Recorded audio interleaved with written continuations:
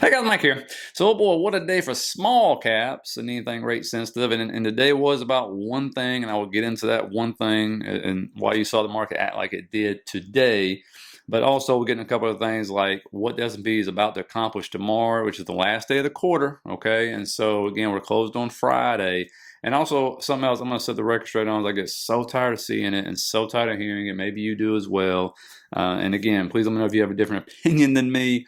But I'm going to show you a chart which should kind of put it to rest. And of course, I also show you on the futures chart what I'd like to see for tomorrow, what I think we might see for tomorrow. So we'll check it out with a few other charts. Now, starting off with what the S&P is probably going to accomplish tomorrow. And as you can see by this chart, it rarely happens, but the S&P 500 is working on a 5-month win streak, which I assume will absolutely achieve tomorrow. And you can see, hadn't happened since 2013, so it rarely happens. Usually it seems like it's every 13 years or whatever. But, you know, this is a thing to look at because when we look, obviously it's been super bullish. I've showed you the weekly chart with all the green candles. But when we look at the data and what it tells us is from 1 month, 3 months, 6 months, and 12 month out after this kind of monthly win streak or this bullishness, on 1 month, it says 75% of the times. You can see 1 month later we are green. All right, you can see as you go over to the right, it's like 97% 12 months, 87% on the 6 month. But what I also want you to look at this is, you know, I don't care from the 50s to the 80s and all that stupid stuff.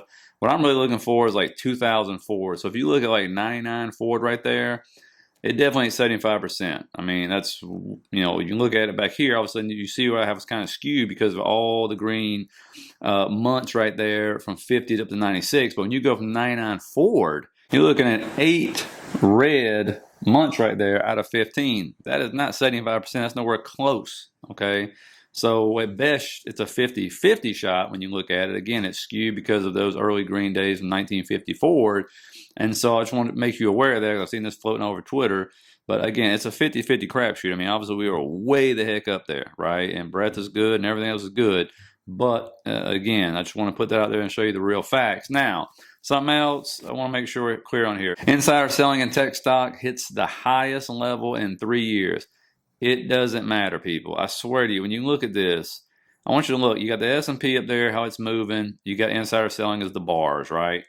Right there is the highest ever. Well, the stock market was already down at that point in time. Here's the highest, one of the highest bars. Stock market still goes higher after that. You know, all those bars to the right, increasing. Stock market is still going higher, even though they are selling. You have to understand something. And guys, before we continue, please hit that like button. It really helps people find the video. And think about subscribing if you like a finance channel who does not try to talk over your head. And that is, these people are rich. Okay, I'm sorry if you are gifted, you know, millions of stock options and all this stuff and these shares in these companies and they're going to the roof. Wouldn't you sell some? I mean, they're not selling all of them. They have huge positions. You know, it's like when NVDA CEO sells some. It's like the dude has millions of shares. I mean, he's worth God knows how much now. So, yeah, he probably sells some. Sometimes they have to sell, right? They have to execute those options to get it done and all that stuff. And so it is what it is. Maybe they want to go buy another yacht. Maybe they want to buy another, you know, home. Who knows? You know, but again, it's not like insider, you know, and does it sometimes it mean something? Sure, maybe like a farmer stock, you know, things like that. It can. They definitely have insider knowledge. There's no doubt about that.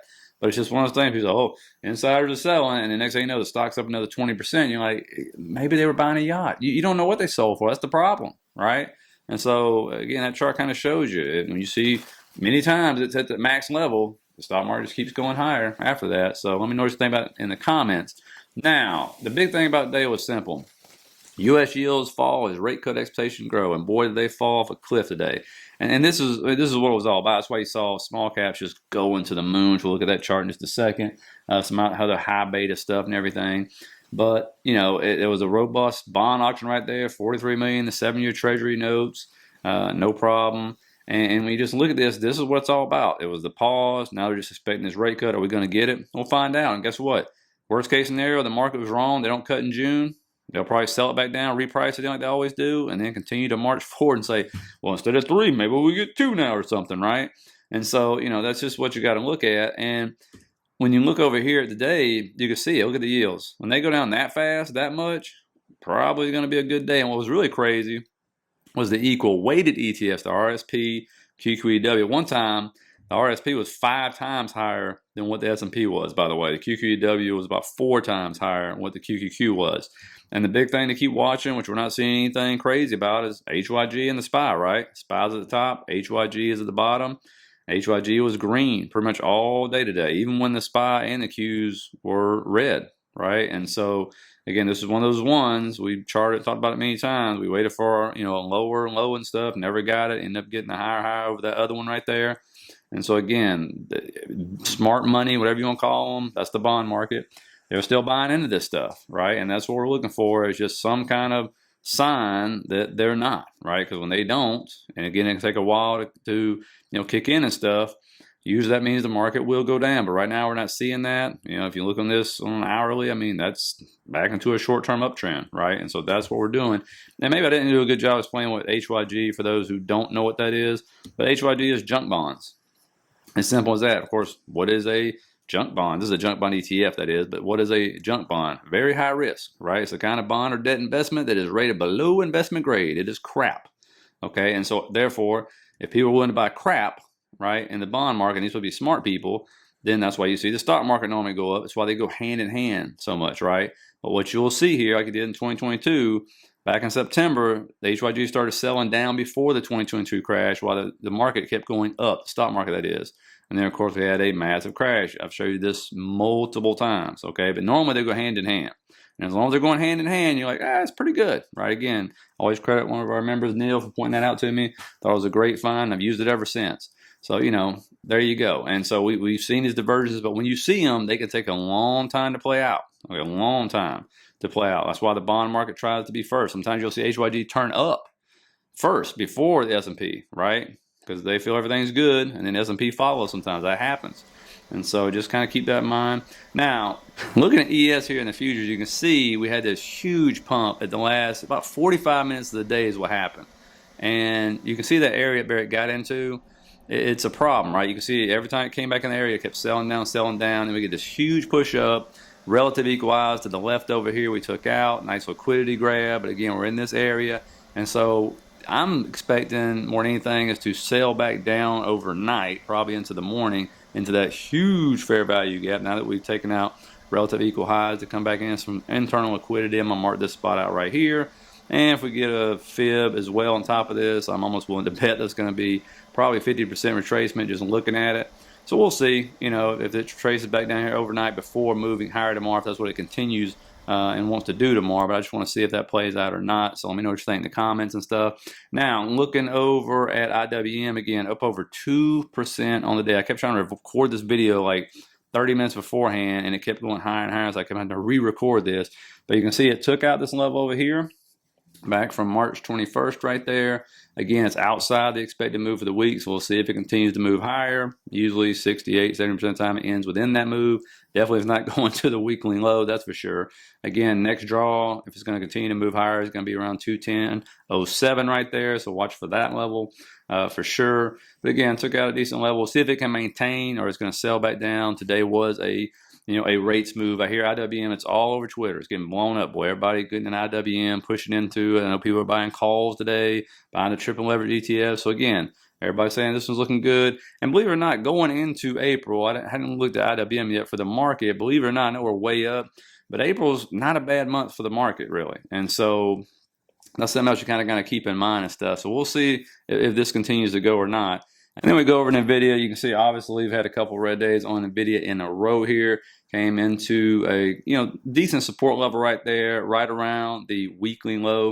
And you can see this area up here is trouble, right? I mean, whenever it gets up in there, it's wicked up in it 3 times. You look at the high to the left, sold off each and every time, could not break through right there. So that is definitely a wall for sure. Broke right down through that other level right there. So we'll see. I mean, again, when we get down near a weekly expected move where it's above or below, and one trading day left in a short week, we'll see what they want to do here. A lot of people don't like to hold over a 3-day weekend, especially at the end of the quarter. So we'll see if it continues to move down or not. If it does, obviously that level right down there below it would act as really, really good support for this one, even though it did Again, leave behind a nice, huge fair value gap right above it.